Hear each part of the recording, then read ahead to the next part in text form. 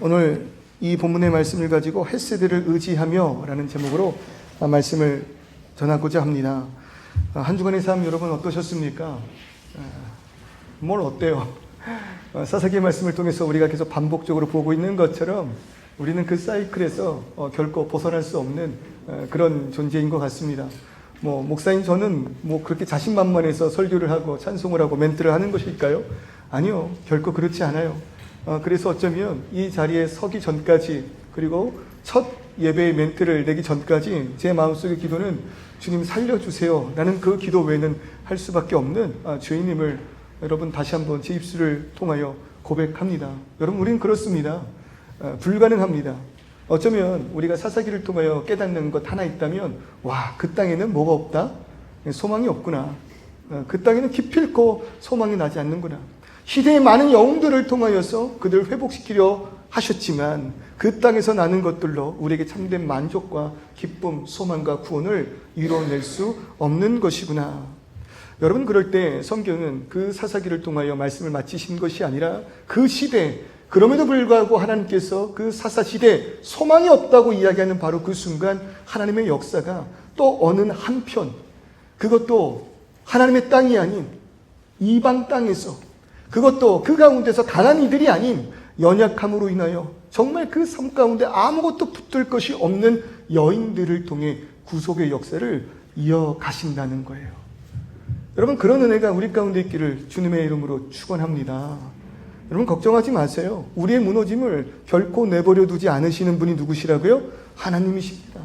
그가 우리를 위하여 땅에 비를 내리시고 돌아갈 수 있는 길을 마련하셨고, 그 돌아감에 풍성한 은혜를 허락하시고 또 혼자 가지 않도록 우리에게 동역자를 허락하신 것 아닙니까? 그러니 우리가 그 은혜를 깨달아 있어야 할 자리로, 우리의 이름의 그 자리로 돌아가시기를 주님의 이름으로 축원합니다. 모순이 있다고 말씀드렸어요. 이름은 베들레헴인데 베들레헴에 뭐가 없어요?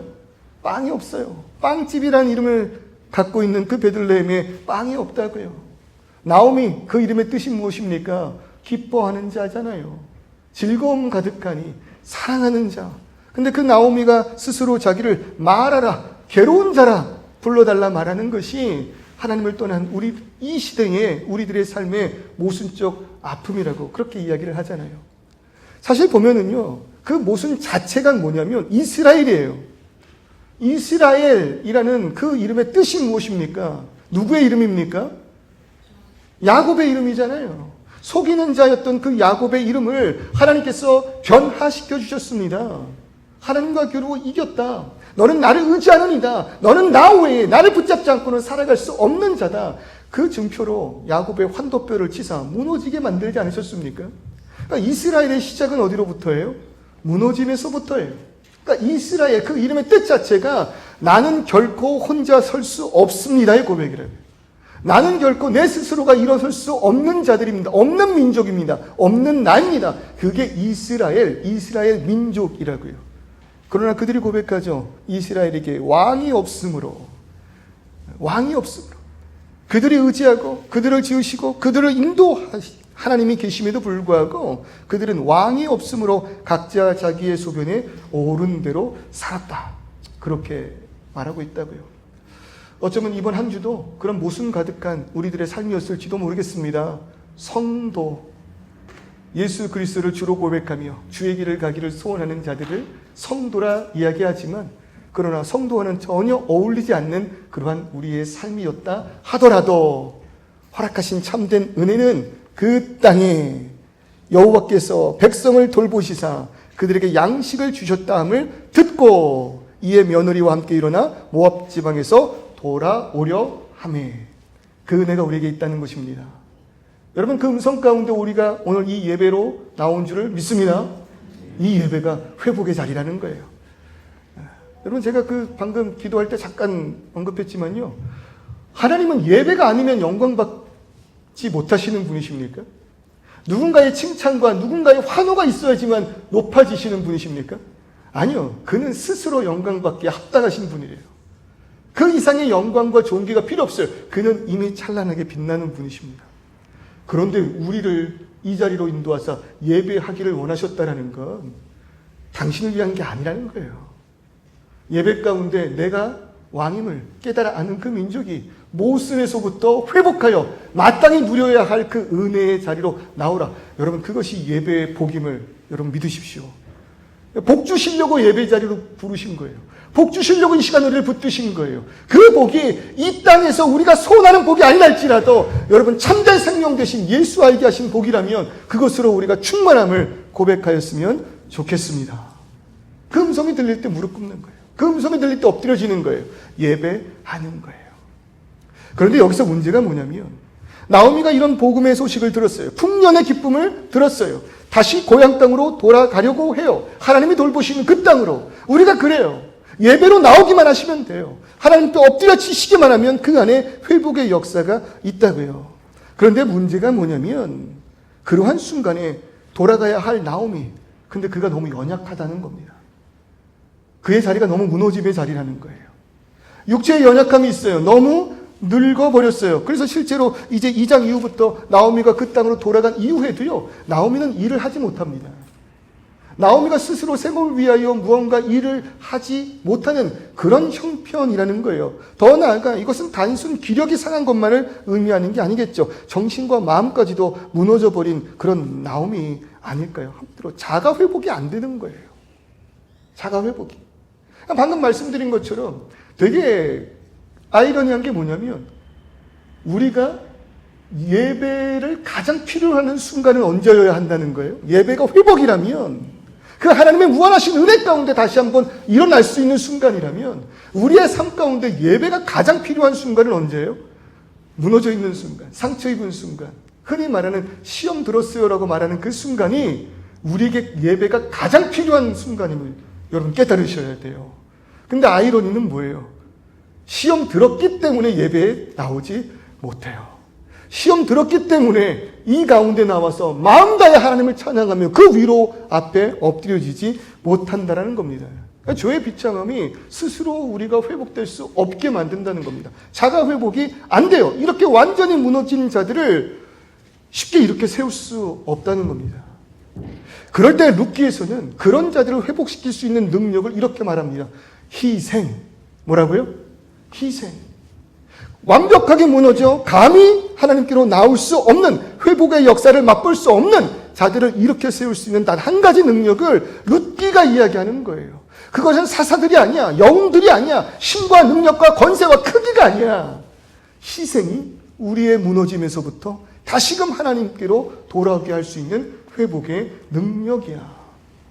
그래서 룻기에는요, 이런 희생의 모습들이 나옵니다. 그리고 그 희생의 종착역은 우리를 위하여 이 땅 가운데 오신 예수 그리스도를 향하고 있다는 거예요.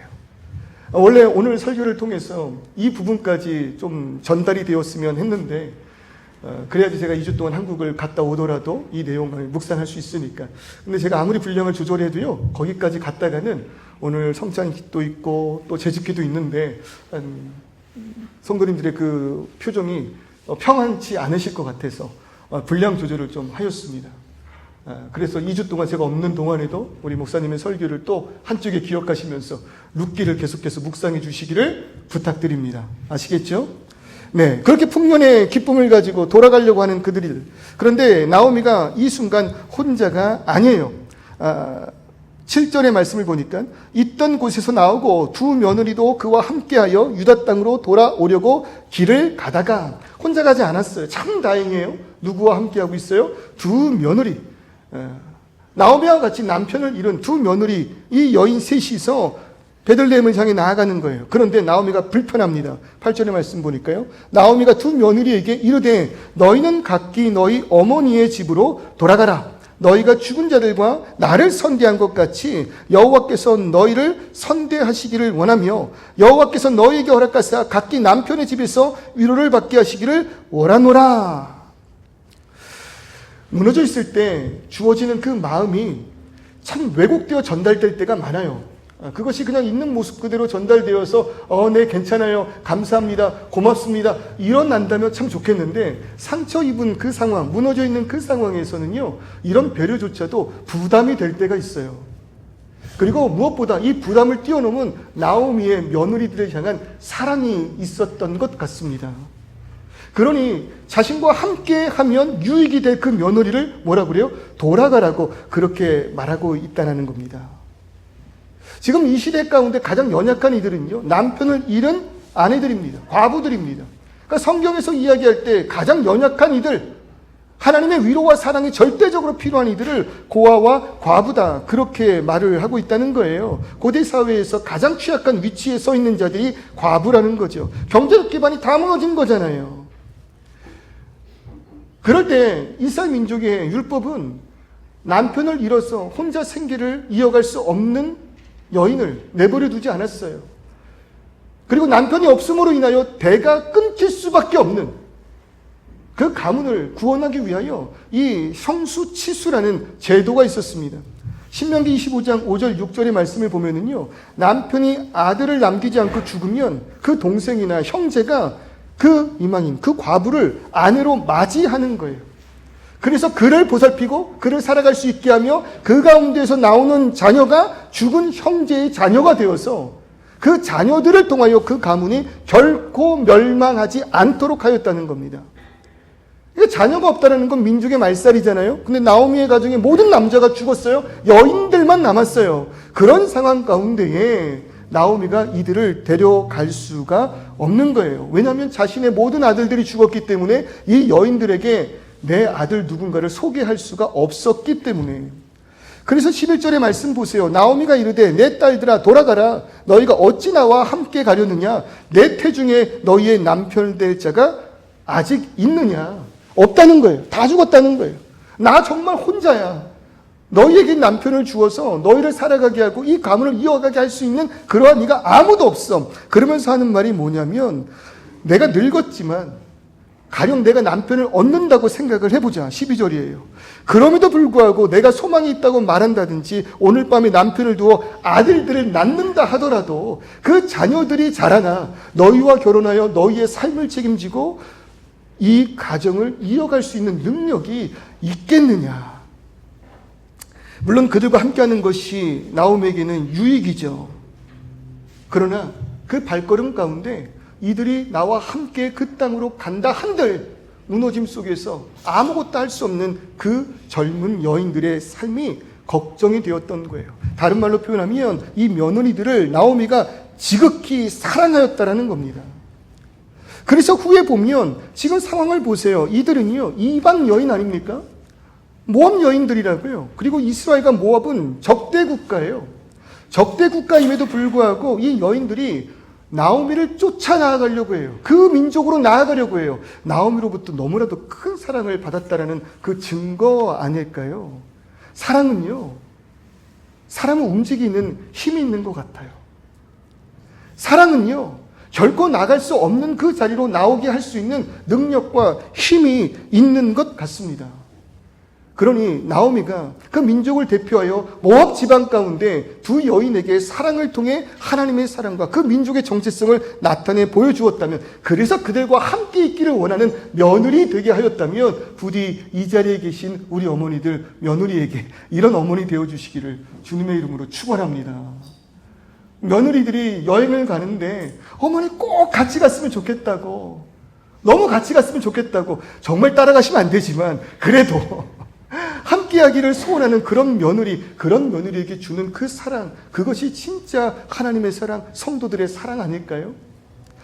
요한복음 13장 35절의 말씀을 보니까요, 이렇게 말하고 있습니다. 너희가 서로 사랑하면 이로써 모든 사람이 너희가 내 제자인 줄을 알리라. 여러분, 우리가 뭐 할 때 세상이 우리를 하나님의 제자라고 인정해 준대요? 우리가 뭐 할 때 세상 사람들이 이 자리가 교회라고 깨달을 수 있게 되는데요, 사랑이 있을 때라고 이야기합니다. 돌아가라고 말하지만 그럼에도 불구하고 함께하기를 소원하는 그 사랑이 있을 때 세상이 우리를 인정한다는 거예요. 참 재밌는 거는요, 여기서 말하는 너희가 서로 사랑하면 이라고 이야기할 때 이 사랑이요, 헬라어로 아가페를 사용했다는 겁니다. 우리가 사랑하는 흔한 사랑은 뭐예요? 에로스의 사랑이잖아요. 남녀의 사랑. 그리고 이 우정의 강한 필레오의 그 사랑. 우리가 이 정도 남녀를 사랑하는 마음, 우정을 향한 마음, 의리를 지키는 그 마음으로도 많은 이들을 위로할 수 있을 텐데, 교회가 세상으로부터 구별되어 하나님의 제자들이 모여있는 곳이라는 그 칭찬은요, 사랑, 아가페. 그 아가페는 아까 말한 무슨 사랑이에요? 희생의 사랑이라 이겁니다. 나오미는요, 지금 홀로 갈 수 없어요. 이들과 함께 해야지만 해요. 그래야지 자신이 먹고 살아갈 수 있다는 걸 알아요. 그러나 그녀들을 먼저 생각하는 나오미의 사랑은 아가페적인 희생이라는 겁니다. 그러니 그 여인들이 감동하는 거예요. 이방의 여인들이라 할지라도 눈물을 흘리며 어머니에게 아니요, 우리는 나아갈 수 없습니다. 당신과 함께 갈 것입니다. 그렇게 애원한 것 아닐까요? 부디 우리 안에 이런 사랑이 있기를 주님의 이름으로 축원합니다. 그럴 때 오르바가 떠납니다. 저는 이 오르바라는 그 며느리를 나쁜 며느리라고 생각하면 안 된다고 생각해요. 그도 이방의 여인이었음에도 불구하고 나오미와 헤어지기 원치 않는 그 마음의 슬픔의 눈물을 흘렸던 그런 여인 아닙니까? 그러나 어쨌든 그 오르바는 정말 자신이 먹고 살기 위하여, 그 삶을 위하여, 그리고 미래를 위하여 다시금 고향 땅으로 나아갔다는 거예요. 그런데 누가 남았어요?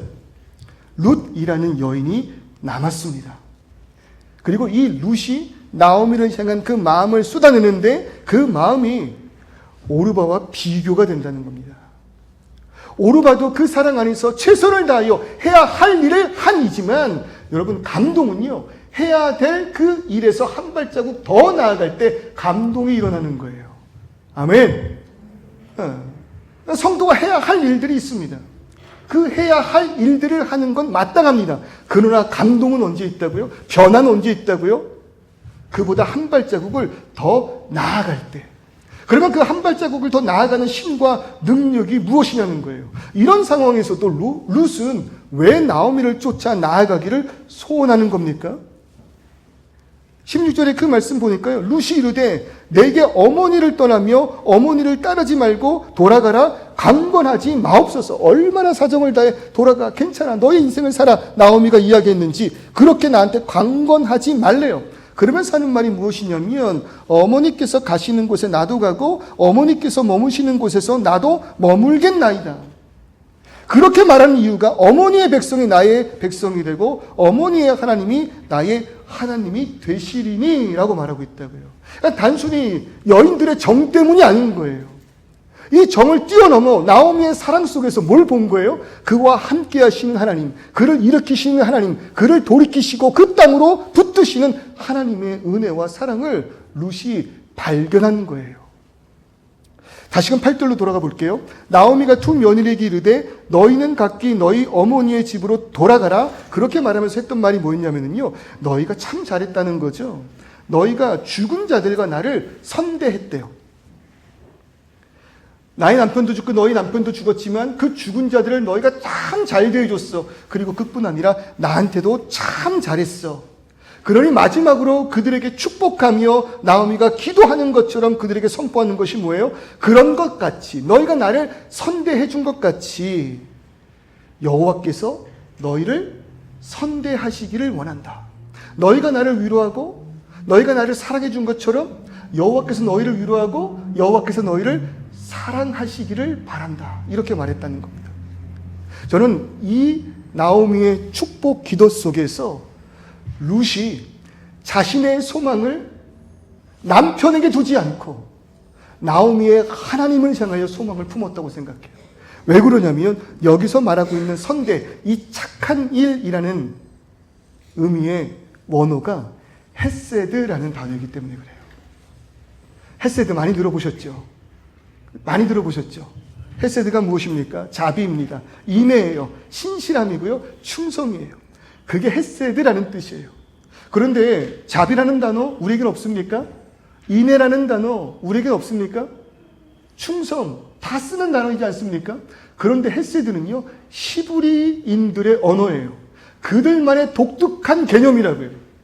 왜냐하면 이 헤세드라는 건 자비이자 인애이며 신실함이고 충성인데 이것이 무엇 안에 있냐면 언약 안에 있다는 거예요. 헤세드를 다시 한번 정해드리면 언약에 기초한 사랑이라는 거예요. 언약에 기초한 자비, 언약에 기초한 인애, 언약에 기초한 신실함이라는 겁니다. 무슨 말이냐면 상황과 환경과 감정에 따라서 변화되는 것이 아니라 이것이 언약으로 묶여서 어떤 순간에도 파괴되지 않는, 어떤 순간에도 분리되지 않는 사랑이야. 어떤 순간에도 붙들려 있는 자비이자 인애이자 신실함이라고 그렇게 말하고 있다는 거예요. 그러니 나오미가 이렇게 말하는 거예요. 너희가 나와 내 아들들을 향해 베푼 그 언약적인 사랑처럼 너희가 그 도리를 다한 것 아니겠느냐?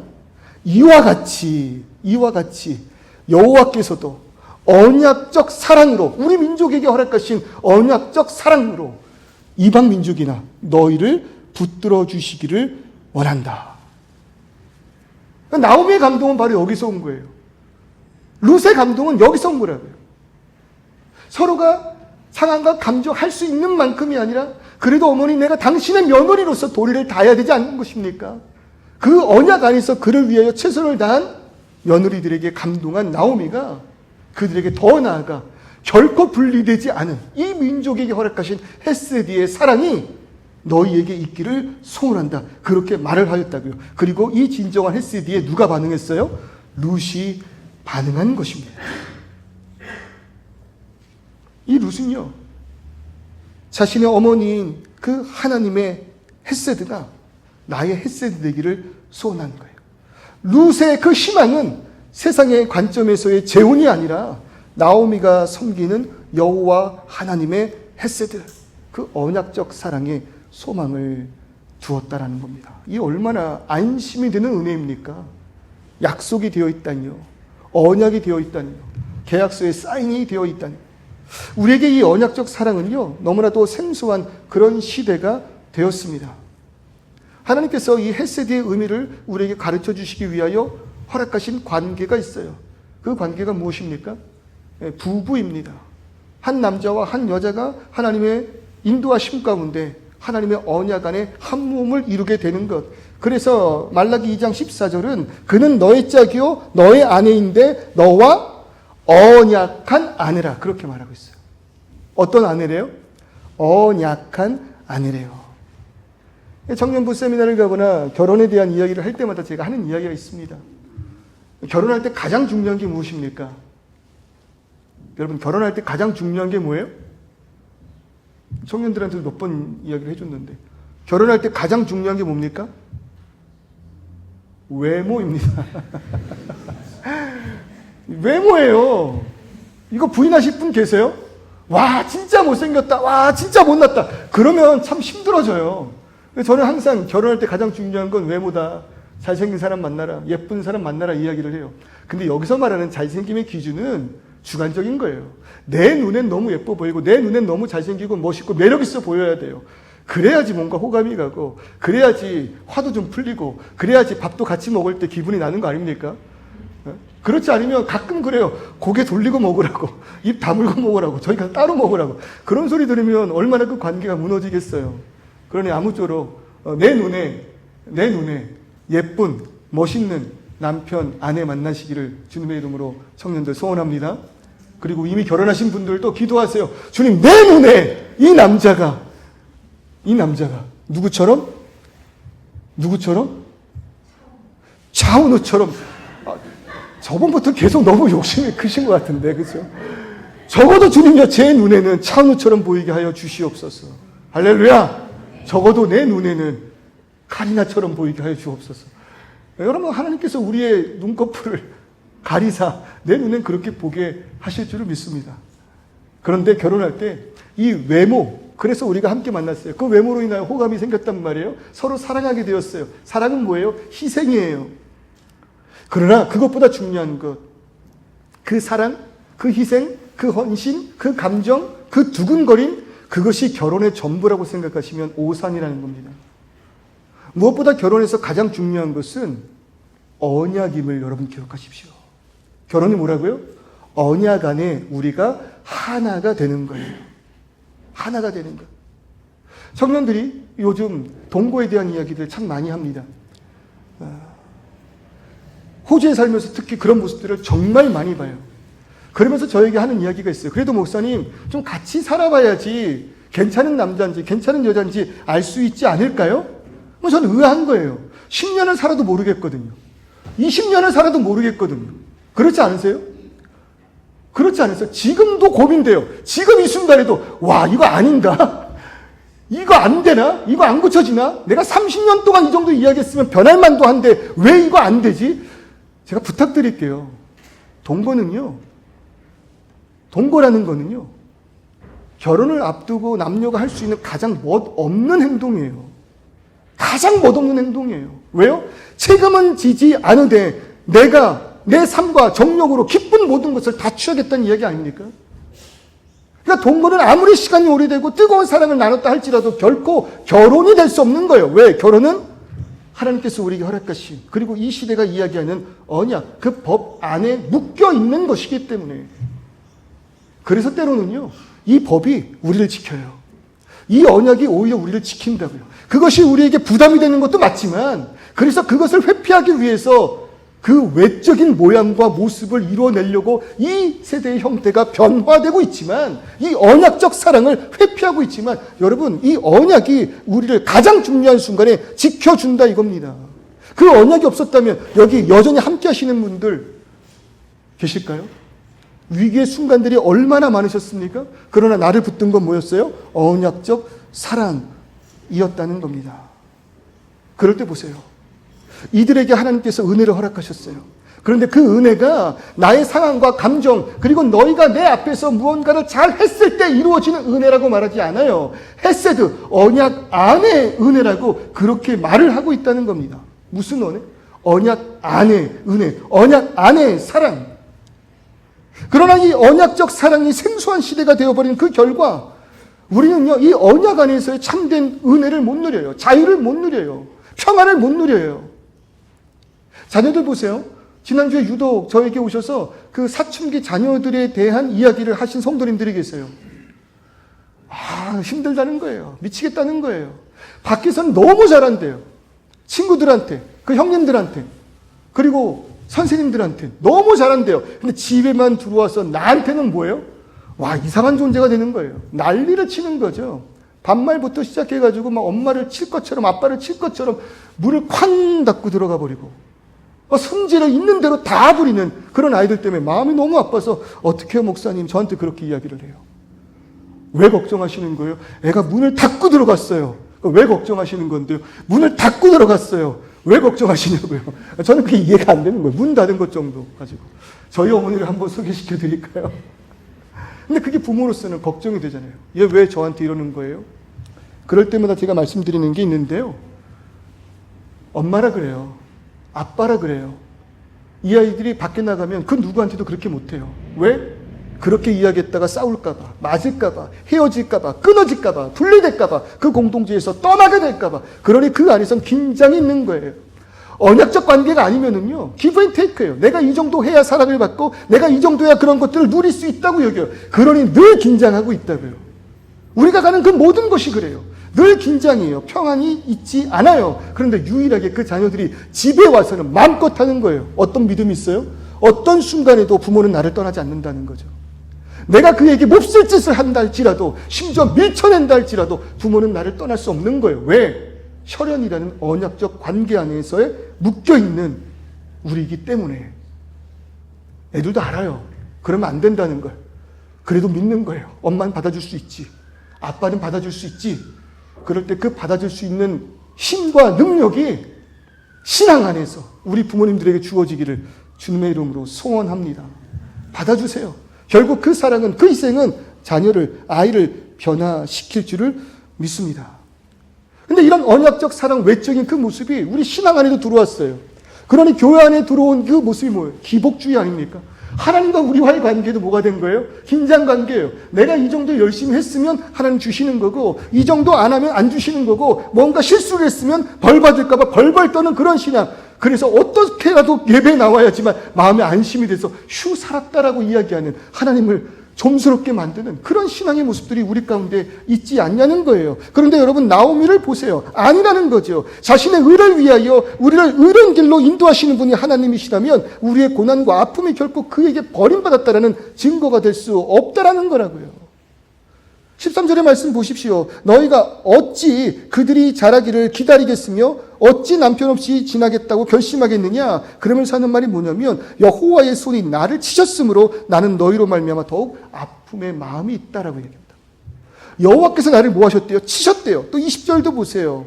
나를 나옴이라 부르지 말고 마라라 부르십시오. 이는 전능자가 나를 심히 괴롭게 하셨습니다. 라고 이야기한다고요. 얼핏 보면 지금 나오미는 원망하는 거죠. 어떻게 하나님 나에게 이렇게 할 수 있겠습니까? 내가 떠났기 때문에 나한테 이렇게 아픔을 주는 겁니까? 그렇게 원망하는 것처럼 보이지만요, 나오미는 지금 이 모든 일이, 이 모든 아픔이 하나님께로부터 왔다라는 것을 고백하고 있는 거예요. 불신앙을 이야기하는 것이 아니라 이 모든 것이, 나의 삶이 하나님께 달렸다라는 하나님의 주권을 인정하고 있는 고백이라는 거예요. 지금 나오미는 이 순간을요, 자신의 고난의 그 원인을요, 단순한 불운, 무슨 운명 같은 그런 탓으로 돌리지 않았고요, 하나님의 언약적 손길 속에서 해석을 하고 있다고요. 고난 속이지만 여전히 나를 붙드시고 이 모든 회복이 그의 손에 달렸음을 이야기하시는 하나님을 고백하는 것이 나오미의 고백이라는 겁니다. 나오미가 지금 무엇에 기초하고 있어요? 이 헤세드에 기초하고 있는 거예요. 내가 이 땅을 떠났지만, 그래서 이 가운데에서 남편들이 다 죽고 아무것도 없는 그런 존재 되었지만, 그러나 하나님께서 나를 위하여 그 땅 가운데 회복의 역사를 일으키고 계심을 믿는 거예요. 돌아갈 자격이 없을 수도 있지만, 그러므로 인하여 나를 왜 이렇게 고통스럽게 하시냐고 원망하는 그러한 순간이지만, 그러나 나오미가 붙드는 은혜는 뭐라고요? 언약 안에 붙들려 있음으로 인하여 어떤 순간에도 깨지지 않은 하나님의 긍휼하신 은혜와 사랑에 근거한 믿음으로 나아가고 있다는 겁니다.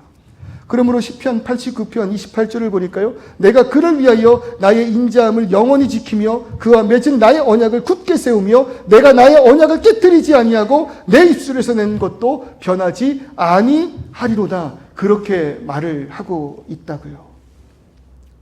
오늘 이 시간 우리에게 하나님의 위로와 은혜가 있습니다.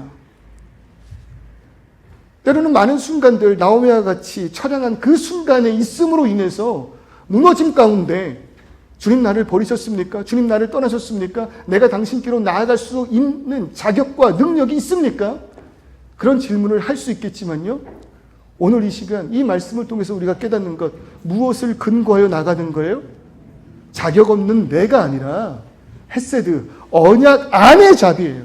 언약 안의 은혜예요. 그럴 때 하나님 우리에게 뭐라고 말씀하셨어요? 신명기 31장 6절, 너희는 강하고 담대하라. 그들을 두려워하지 말라. 그들 앞에서 떨지 말라. 이는 내 하나님 여호와 그가 너와 함께 하시며 결코 너를 떠나지 아니하시며 버리지 아니하실 것임이라.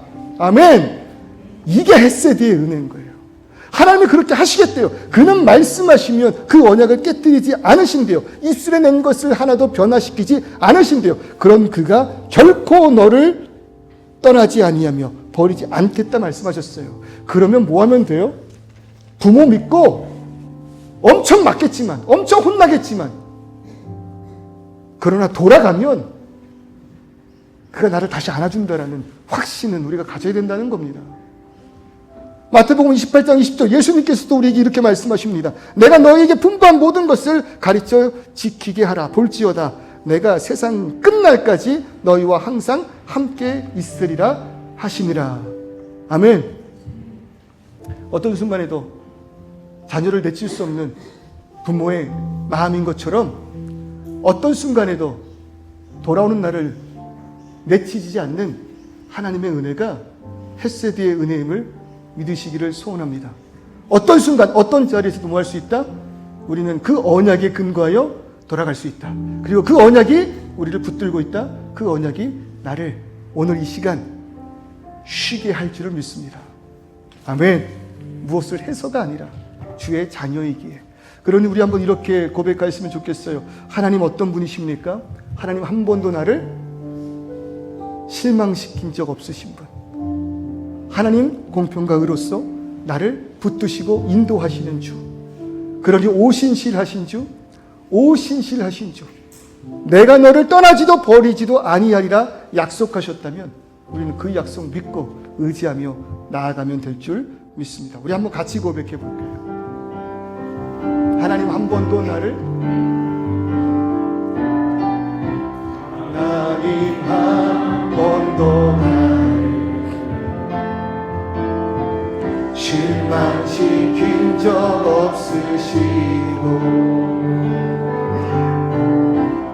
죄나 공평과 은혜로 나를 지키셨네. 오 신실하신 주, 오 신실하신 주, 내 너를 떠나지도 않으리라. 내 너를 버리지도 않으리라. 약속하셨던 주님, 그 약속을 지키사 이후로도 영원토록 나를 지키시리라 확신하네. 지나온 모든 순간들, 지나온 모든 세월을 돌아보아도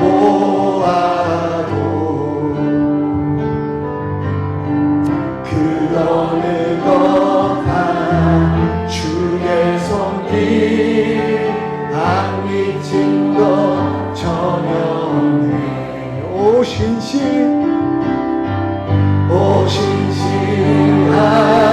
주,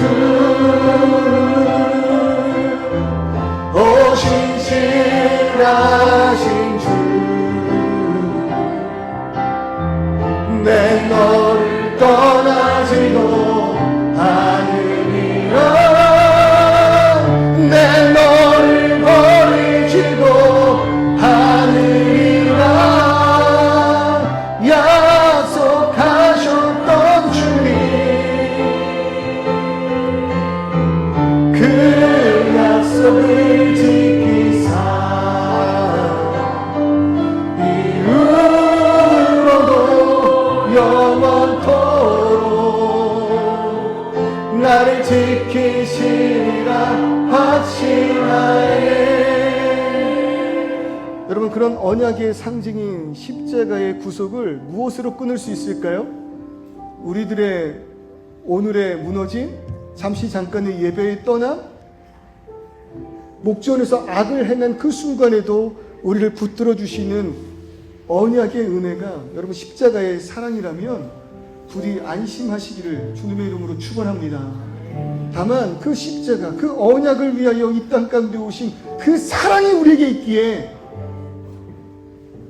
안전하나 그의 의와 뜻을 위하여 발버둥치며 나아가는 것이 오늘 이 시간 우리의 모습 아닐까요? 그러니 주님이요, 그 안에서 안심하고 그 사랑 안에 감격한 우리 되게 하셔서 결코 떠나지 아니하리라 말씀하신 주님, 그 언약 붙드는 내가 되게 하여 주시옵소서. 어떤 순간에도 예배의 자리에 나오기를 발버둥치는 내가 되게 하시고 그 사랑 안에 거하며 주의 은혜, 헬세드의 그 은혜, 언약 안에 참된 평안 누리는 이 시간 우리가 되게 하여 주시옵소서. 통소로 기도하며 나아가기를 소원합니다. 하나님이여, 우리를 붙드시고 인도하실 때 가끔은 이 세상의 사랑을 통하여 하나님을 생각합니다. 이런 나를 뭐하러 사랑하실까? 이런 나를 뭐하러 인도하실까? 이런 나를 왜 버리지 않는 것일까? 이 버리시는 것은 아닐까? 그러나 그럴 수 없는 것이 하나님 그 언약이 우리 가운데 있기 때문입니다. 주의 사랑은 언약의 사랑입니다. 이방의 여인이랄지라도 주께서 그 여인을 위하여 허락하신 언약 안에서 아버지 하나님 회복의 역사와 능력이 나타나는 것 아니겠습니까? 그렇다면 오늘 성도님들 안심하게 하시고 그 안에서 참된 평안과 능력을 누리게 하여 주시옵소서. 그러므로 인하여 주님이여, 어떤 순간에 절망하지 않고 언제나 나와 함께 하셨던 주님 찾는 이 시간 내가 되게 하여 주시옵소서. 언제 기도하였습니까? 언제 당신을 생각했고 찬송하였고 예배에 전심을 다하여 엎드려 줬습니까? 결코 그런 적이 없음에도 불구하고 왜 나를 오늘 이 시간 이 자리로 또 인도하신 것입니까? 왜 나를 놓지 않으신 겁니까? 자격이 없다라고 말하는 이 말조차도 주님이여, 믿음 없는 자의 고백임을 깨달아 알게 하여 주옵소서. 자격 없는 내가 아닌 십자가의 보혈로 우리가 나아가는 겁니다.